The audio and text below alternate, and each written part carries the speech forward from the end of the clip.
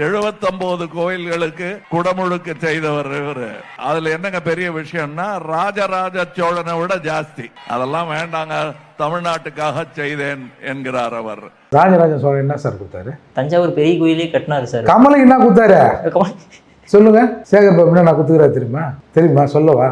List போட்டால் cut பண்ணி. அப்படி இருக்கும்போது எனக்கு அவன் பெருசா இவன் பெருசா, இல்லை அவன் பெருசா இவன் பெருசான்னா கொடுக்குற தெய்வம் தான் சார் பெருசு. அவர் என்ன ஒன்றா கல்லை கட்டிருக்கலாம், பல கனவு கோட்டைகளை எனக்கு கட்டி கொடுத்துருக்காருன்னு அதை பண்ணும் இதை பண்ணுறதுன்றாரு சேகர் பாபு. ஒரு கமலஹாசன்னா அப்படி 4 பேர் வருவாங்க. இந்த ஆள் சொல்லி ஏன் ஓட்டு போடுவானா கமலஹாசன் சொல்லி. கமலஹாசனுக்குரிய இந்த பேர்லாம் அதெல்லாம் போச்சு. என்னத்தையாவது ஒரு கீசுவார்னு பார்த்தாங்க, இது ஒன்றும் கிழிக்கலை, இதுவும் ஒரு குப்பை தான் அப்படின்ற மாதிரி முடிவான பிறகு கமலஹாசனை வச்சு அவர் ராஜராஜ சோழன்னா ஒரு ராஜராஜ சோழனுக்கு அப்பன் இவர் அப்படின்ற மாதிரி தான் அர்த்தம். அவராவது கம்மி தான், இவர் அதிகம் அப்படின்னு சொல்ல வைக்கிறது பொதுவாகவே ஒரு முகம் சுழிக்கிற. என்ன வேணாலும் சொல்லு, அவருக்கு அம்மா பெருசு இம்மா பெருசுன்னு கூட சொல்லு. அதுக்காக ராஜராஜ சோழனோடு கம்பேர் பண்ணி நீங்கள் சொல்கிறதுங்கிறது ரொம்ப மட்டரகமான அரசியல். இதுக்கு தின்னலாம், எதை வேணாலும் தின்னக்கூடாது இல்லை.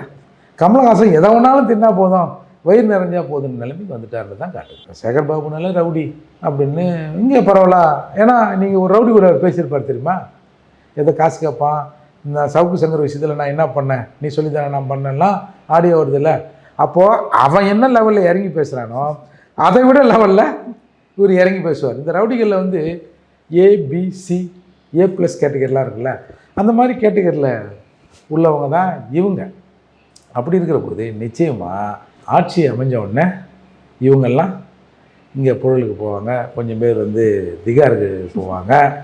அப்போது மக்கள் தான் அதை கொஞ்சம் பார்த்து எதுக்கு ஒரு ஓட்டை வேஸ்ட் பண்ணுவானே, இன்னும் ஒரு 500 ரூபா கிடைக்க போகுது, அடுத்த தடவையும் ஒரு 500 ரூபா கிடைக்குன்னு தயவு செஞ்சு ஓட்டை தப்பாக போட்டுறக்கூடாது.